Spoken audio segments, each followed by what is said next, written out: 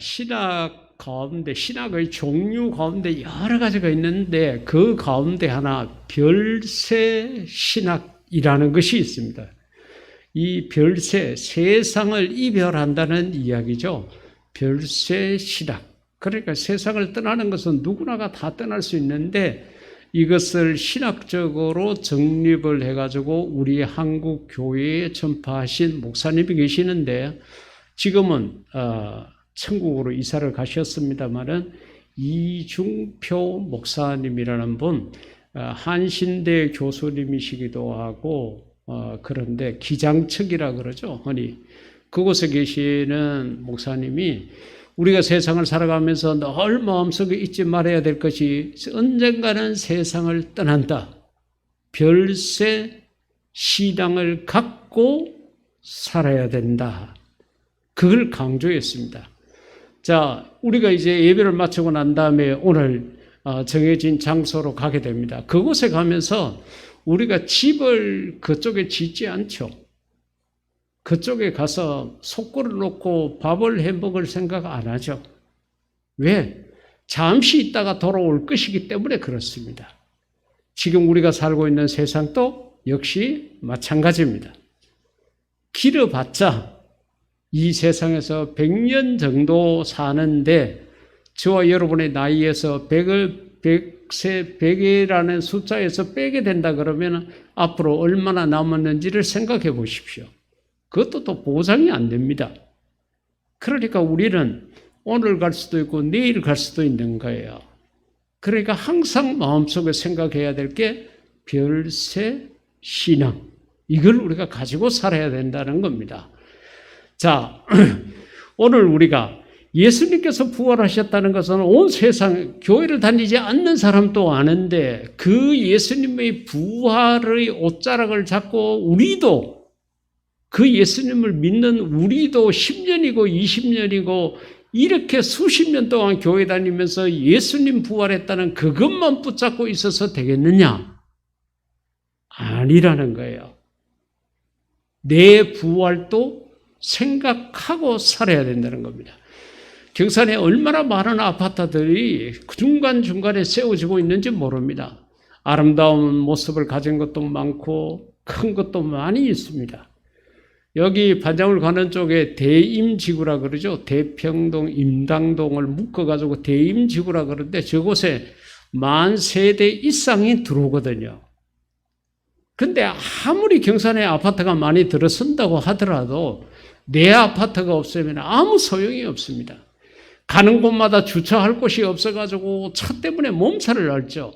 그래도 내 이름으로 된 차가 없게 되면 나는 빈털터리인 것입니다.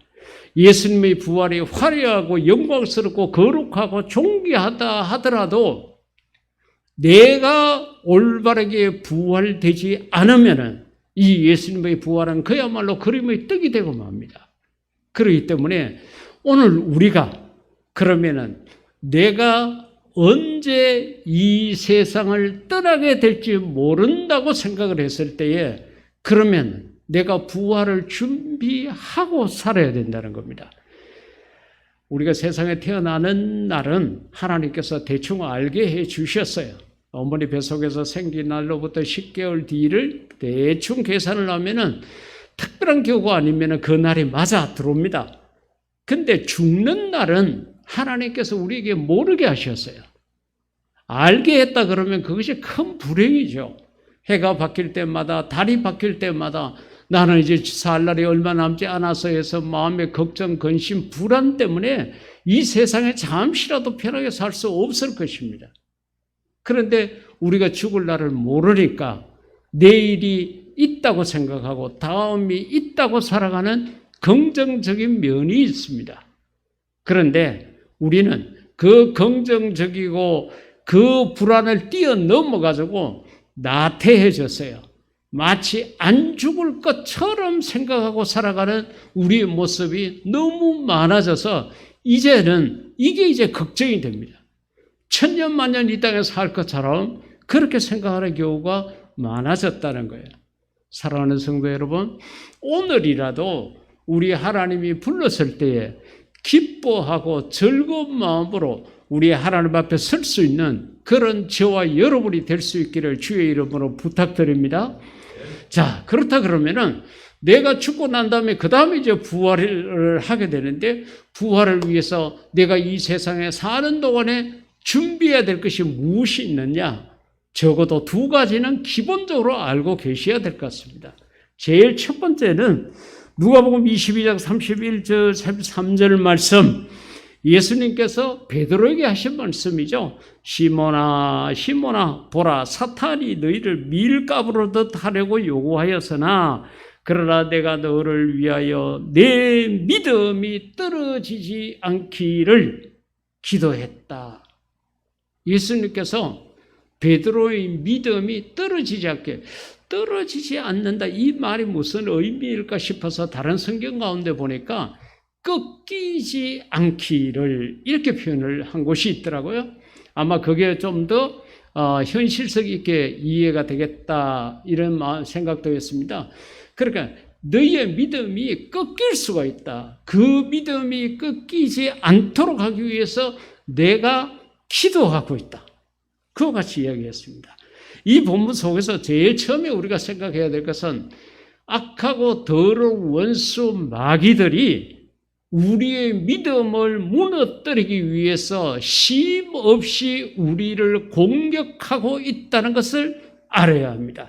그래서 예수님께서 사탄이 너희를, 그같이 이야기할까요? 사탄이 하나님과 우리 사이에 이 관계를 끊어버리려고, 이것을 꺾어버리려고, 이 사이를 떨어지게 하려고 모든 애를 쓰고 있다는 거예요. 이제 우리 대한민국에서의 방역은, 코로나 대응하는 방역 수칙이 이제 교회 생활하는데 아무 지장이 없도록 다 풀렸습니다. 교회에 이제 뭐 숫자적인 제한도 없고 와서 음식도 먹을 수 있고 여러 가지 모임도 다 할 수 있습니다.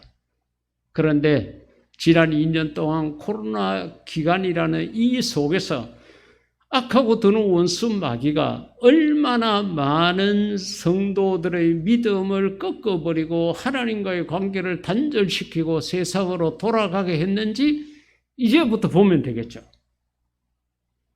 우리 장로님의 기도 속에 있었던 것처럼 알곡과 쭉정이가 갈라집니다. 이미 나눠졌습니다.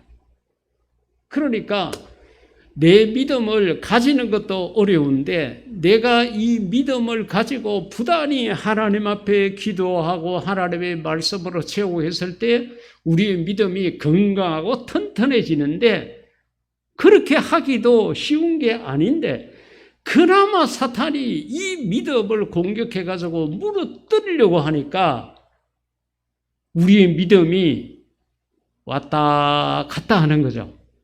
어떨 때는 믿음이 바닥을 쳤다가 어떤 때는 주여 삼창도 모자랄 만큼 막 하나님 앞에 부르짖고 울부짖고 정말 성령 충만한 듯이 이래 했다가, 그러니까 균형을 못 잡는 거죠. 예수님께서 이 베드로에게 어떻게 도와줬느냐? 기도하였나니. 예수님도요, 가르주다 보십시오. 그렇게 회개할 기회를 줬는데 제 길로 결국은 떠나가니까 예수님께서도 더 이상 붙잡지도 않고 그냥 내버려 뒀습니다. 그는 그 가룟유다가 싫어서가 아니라 믿음은 자율성이 있어야 됩니다.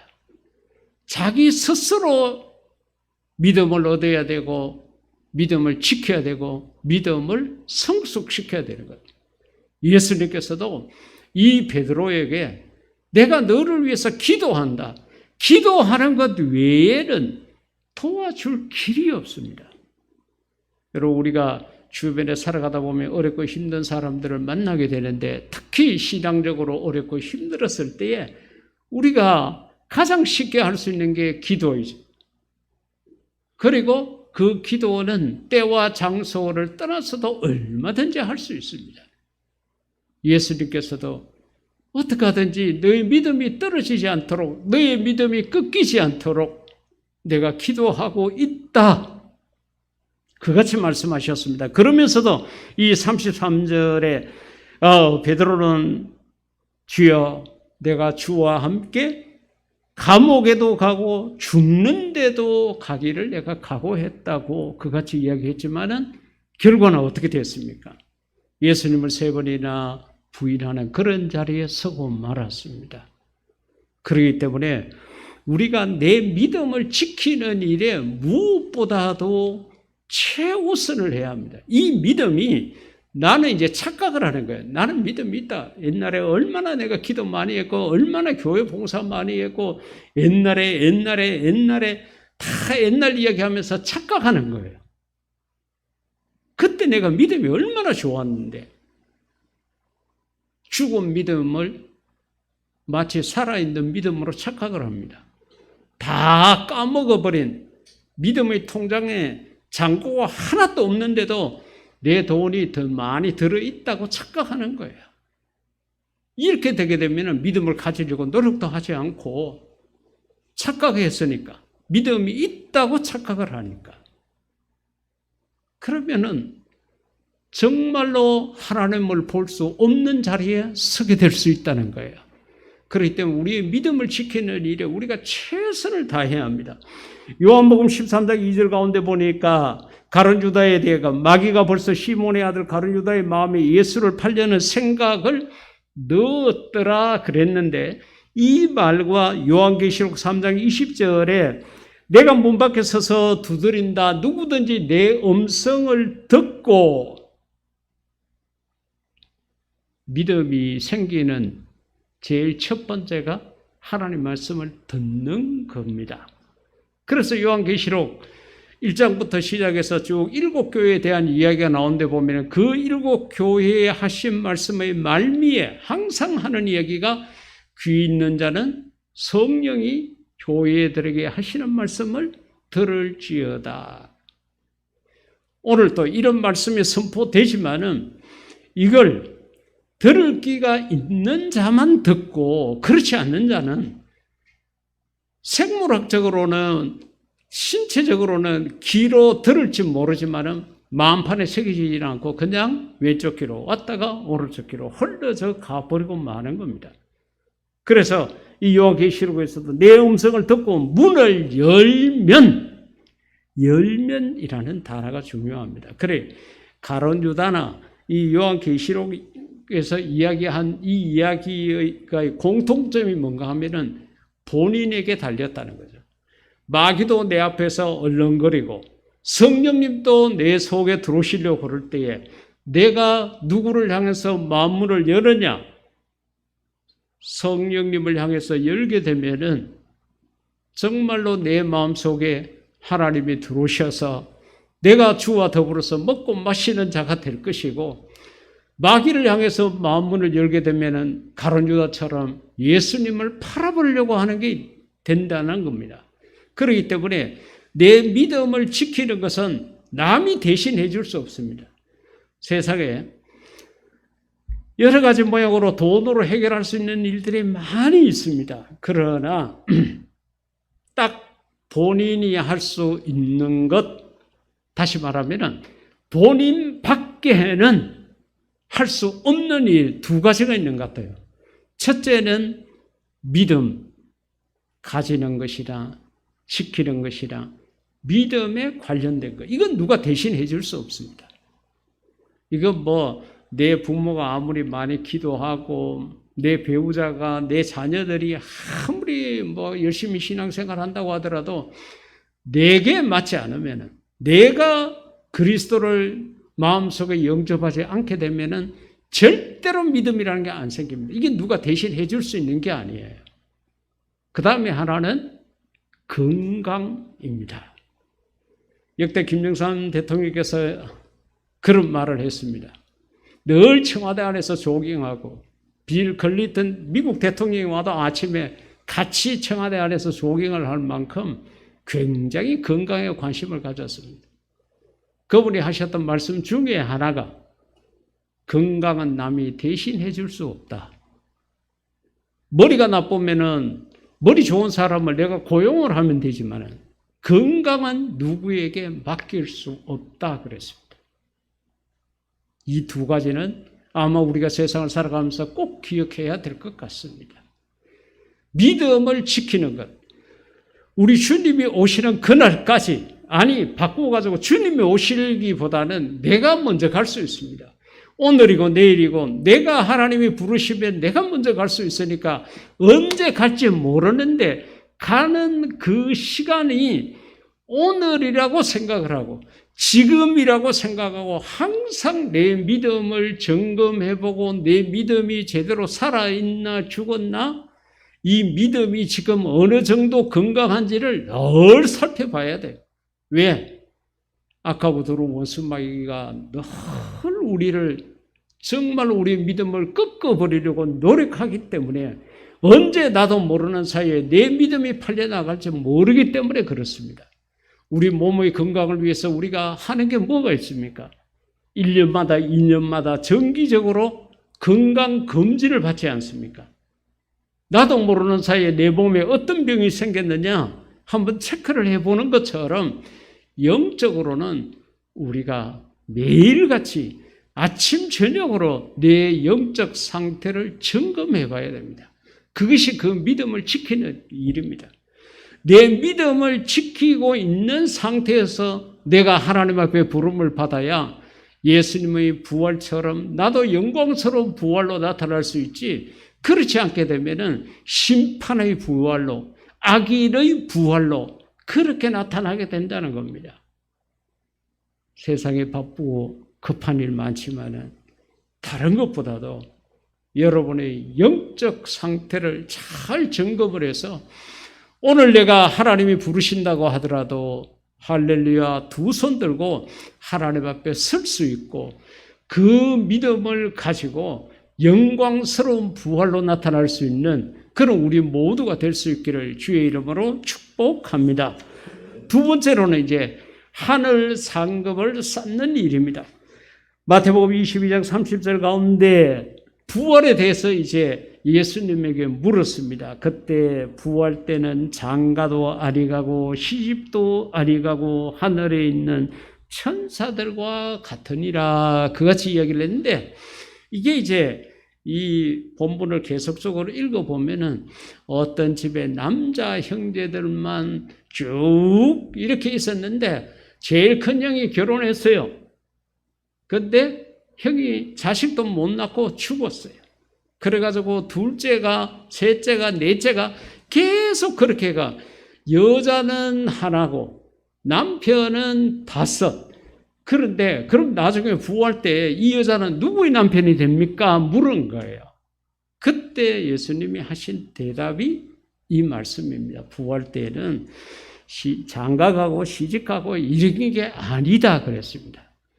여러분, 우리가 이 세상에 살 때에 그렇잖아요. 혈육적인 관계가 있어가지고 부모가 있고 자식이 있고 형제가 있고 그렇잖아요. 근데 이 사이가 늘 좋으면은 정말 지상낙원이죠. 그보다 더 좋을 수가 없죠. 그런데 사람들의 생각이 다르고 생활 방식이 다르고 이렇게 하다 보니까 서로 싸우고 힘든 시간을 보내고 막 그렇게 하는 사람들이 적지 않아 있습니다. 그런데 여러분, 혹시 여러분 가정에 그렇더라도 조금만 참으십시오. 부활 때가 되면요, 다 끝나요. 다시 말하면은 우리가 지금 부모, 형제라는 이런 관계는 이 땅에 사는 동안에만 있습니다. 그리고 내가 죽고 난 다음에 다시 부활하게 되면요, 우리 부모도 없어요. 형제도 없어요. 아무도 없습니다. 천사와 같다고 그랬잖아요. 오로지 하나님 아버지, 그 하나님 아버지를 중심으로 우리는 주 안에서 형제요 자매일 뿐입니다. 만약에 상상을 해보십시오. 내가 이 땅에 살다가 정말 보기 싫은 사람이 있었는데 내가 죽어서 천국 갔어. 근데 그 사람도 천국 갔어. 근데 천국에서는 병드는 것도 없고 아픈 것도 없고 눈물도 없고 더더군다나 죽는 것도 없어. 그럼 내가 천국에서 그 인간을 죽지도 않고 마르고 닳도록 보고 산다 그러면 그게 천국이 되겠어요? 안 되죠. 그러기 때문에 하나님께서 우리로 하여금 이 땅에 사는 동안에는 혈육이 있도록 이렇게 했지만은 우리가 이 세상을 떠나고 부활해서 사는 그때에는 이 땅에서의 모든 인간관계가 다 없어집니다. 리셋이 되는 거예요. 제로 베이스에서 정말로 하나님 안에서 새로운 삶을 살게 되는 거예요. 그렇기 때문에 어떻게 생각하면은 이 땅에 사는 날 동안에 같이 살다가 같은 부모 형제지간이고 형제지간이라 하더라도 원수보다도 못한 이런 사이, 이런 관계가 있다고 하더라도 조금만 참으십시오. 예, 이 세상을 떠나게 되면은 그 모든 것이 다 끝이 납니다. 또 생각을 바꾸어서 그렇게 하십시오.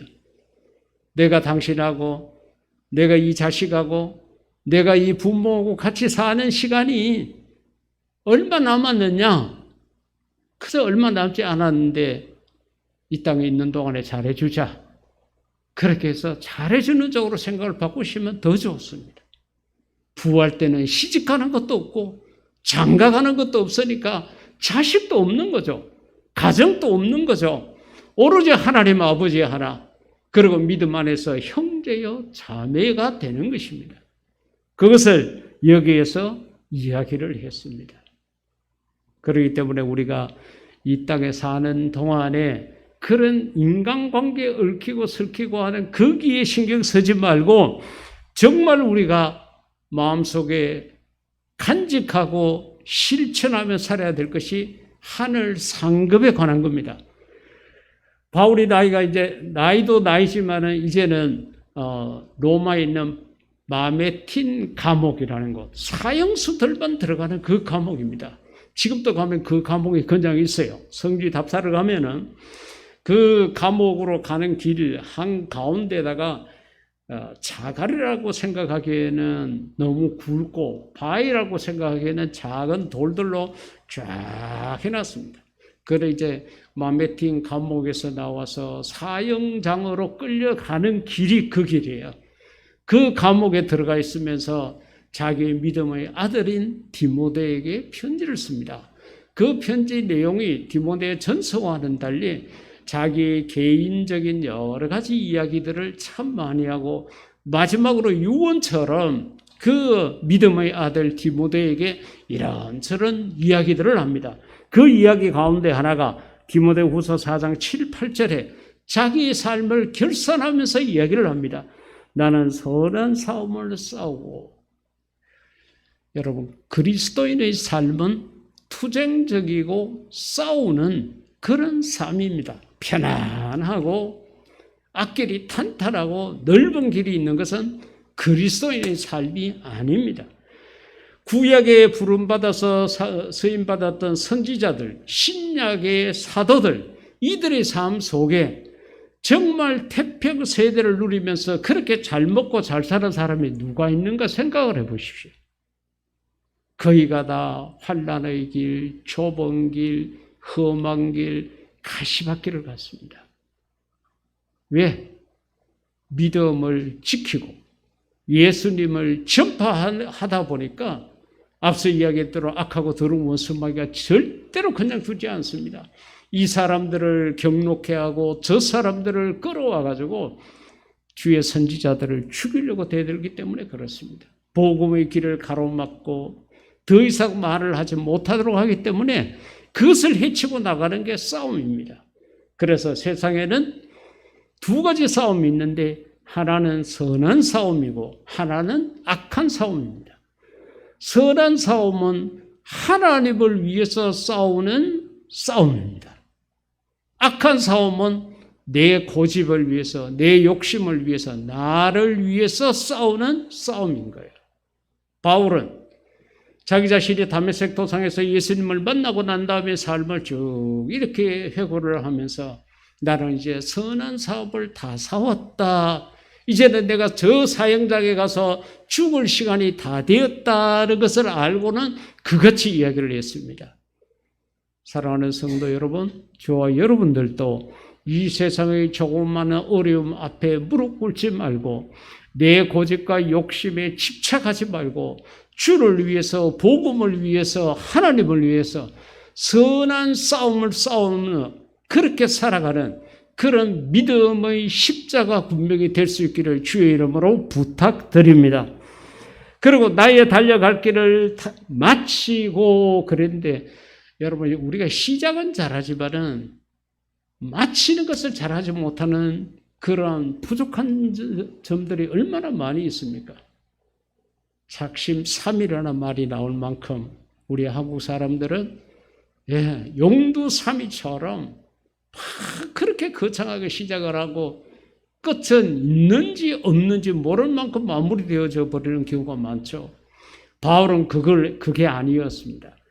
끝까지 길을 마치고 내가 달려갈 길을 다 했다. 나의 사명을 다 했다. 나의 책임을 다 했다. 하나님께서 나를 믿고 맡겨주신 그 일을 다 했다. 그렇게 이야기를 한 거예요. 저와 여러분들도 분명한 마침이 있기를 주의 이름으로 축복합니다. 그리고 믿음을 지켰으니, 그렇죠. 악하고 더러운 원수마귀가 그렇게 바울을 넘어뜨리고 발목을 잡고 감옥에 갇히게 하고 매를 맞게 하고 굶게 하고 도망치게 하고 얼마나 그랬습니까? 그럼에도 불구하고 바울은 포기하지 않았습니다. 우리가 신앙생활을 하고 이 주일날 나와서 예배드리는 이 과정 속에서도 얼마나 악하고 더러운 원수마귀가 우리의 발목을 잡고 옷자락을 잡고 예배를 못 가게 하고 교회 공동체 생활을 못하게 하는지 모릅니다. 여러분 절대로 거기에 넘어가지 말고 당당하게 있어야 할 자리에 있을 수 있는 저와 여러분이 될 수 있기를 주의 이름으로 축복합니다. 그렇게 믿음을 지켰으니 이제 후에는 죽는 것밖에 없어요. 세상을 떠나는 별세 이것밖에 없어요. 나를 위하여 의의 면류관이 예비되었으므로, 여기서 의의 면류관. 그러니까 요한계시록을 중심으로 해가지고 성경 가운데 보면은 우리가 앞으로 하나님 앞에 가서 받을 모든 상급을 면류관으로 많이 이야기를 했습니다. 빛나는 면류관, 생명의 면류관, 썩어지지 않는 면류관, 이렇게 해가지고 면류관이라고 이렇게 많이 표현을 했습니다. 바울은 몸은 이 땅에 살고 있었지만은 마음속에는 하나님 앞에 섰을 때의 자기의 모습을 그려보고 있었습니다. 세상만 바라보지 마십시오. 그렇다고 세상을 바라보지 않고 살아서는 더더군다나 안 됩니다. 세상을 바라보시고 어느 곳에 복음이 필요한지, 어느 곳에 예수님을 전해야 하는지를 아시되 이 땅에 내 몸과 마음을 다 붙들어 매고 오로지 세상만 바라보지 아니하고 이 땅에 살면서도 저 하늘나라를 바라보고 저 천국을 바라보고 상급 받을 수 있는 그 자리에 내가 선다는 것을 생각하면서 이 땅에서 주를 위해서 더 열심히 살아가는 우리가 될 수 있기를 주의 이름으로 축복합니다. 그래서 그날에 내게 주실 것이며 내게 준다는 거예요. 뒤에 보면은 마태복음 16장 27절에 보면은 인자가 아버지의 영광으로 그 천사들과 함께 오리니 그때에 각 사람이 행한 대로, 두 가지 단어를 기억하십시오. 하늘 상급은 개인적입니다. 믿음도 개인적입니다. 우리 믿음 없습니다. 우리 상급 없습니다. 내 믿음이에요. 내 상급인 거예요. 오늘 이 예배를 위해서도 얼마나 많은 사람들이 여러 가지 모양으로 헌신하고 수고했는지 모릅니다. 오후에 야외에 가서 있을 그 일을 위해서도 지난 주일날 오후에 장로님들이 가서 다 현장을 답사하고 이렇게 한 것부터 시작을 해서 여러 가지 모양으로 수고한 모든 손길들이 있습니다. 각 사람이 행한 것, 알파와 오메가가 되시는 하나님께서 처음과 나중을 다 보고 계시고 그 수고한 대로 행한 대로 갚으리라. 할렐루야. 그렇기 때문에 여러분 주의 일을 하다가 절대로 사람들이 나를 알아주지 않는다고 실망하고 좌절하고 원망하고 불평하고 이러면 안 됩니다. 그 사람은 믿음이 없는 사람입니다. 내가 사람에게 보이려고 했는데 어느 집사님이 알아주지도 않고 목사님도 알아주지 않고 그거는 믿음 갖고 한 게 아니에요. 자기가 환영받고 자기가 박수 받으려고 사람 앞에 한 거예요. 그거는 하늘 상관없습니다. 그렇기 때문에 사람을 향해서 자꾸 원망하고 불평하는 거예요.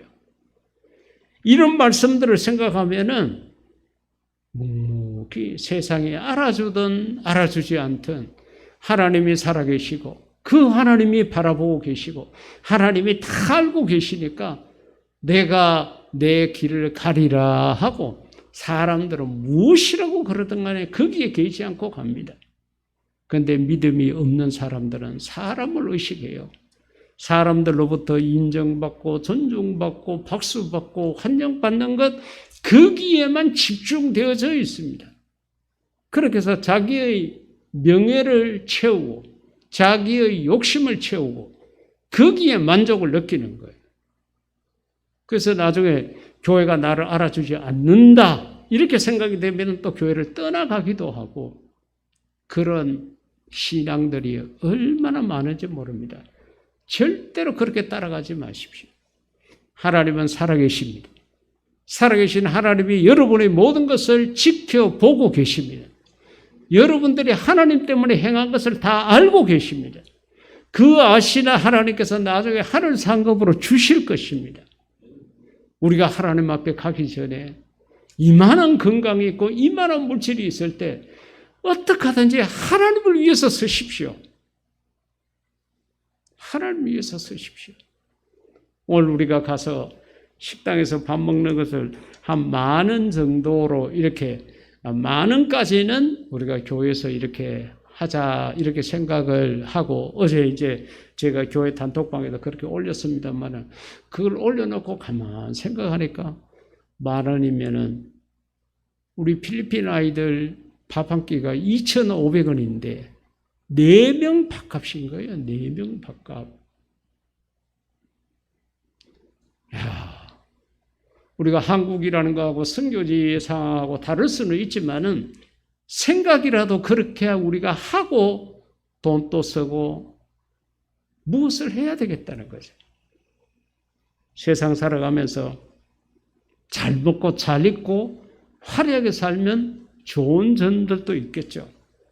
그러나 우리 그리스도인들은 내가 조금 불편하게 살면은 내가 비싼 옷보다는 그보다 좀 더 아래 거 사고 하나를 더 사게 되면은 헐벗은 자에게 입힐 수 있다는 거예요.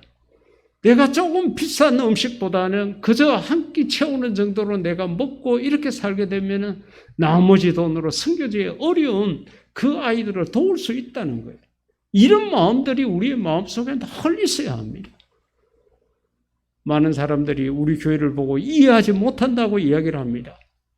우리 교회 건물도 없고 그러면서 이름도 얼굴도 알지를 못하는 해외에다가 그렇게 교회를 많이 지어준 이 부분에 대해서 전혀 이해하지 못합니다. 이해하지 못하는 게 정상이죠. 왜? 우리는 하나님 때문에 하니까 그렇습니다.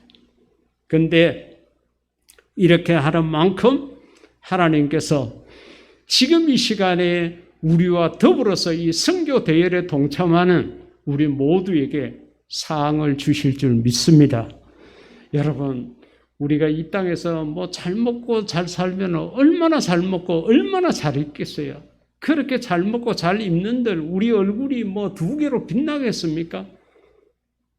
하나님께서 우리들에게 먹을 것과 입을 것이 있은즉 족하게 여기고 욕심 부리지 말고 내 돈 얼마라도 내 시간 얼마라도 내 재능의 일부라도 하나님 위해서 사용했다가 나중에 하나님 앞에 갔을 때 많은 상급 받을 수 있는 그런 우리가 될 수 있기를 주의 이름으로 축복합니다. 예수님의 부활로 끝내지 말고 내 부활을 생각하고 우리가 이 땅에 살면서 하늘 상급을 생각을 하고 내 믿음 지키는 것을 잘 행해서 하나님 앞에서 저와 여러분이 다 만날 수 있고 우리 아름다운 교회 성도 여러분들의 머리마다는 여러 가지 많은 상급의 면류관들이 많이 많이 쌓아지기를 주의 이름으로 축복합니다. 이 시간 우리 다 같이 기도할 때 하나님, 내가 정말로 이 땅에 사는 동안에 내 믿음을 잘 지키고 하늘 상급을 많이 쌓을 수 있는 자가 되게 해달라고 기도하시겠습니다.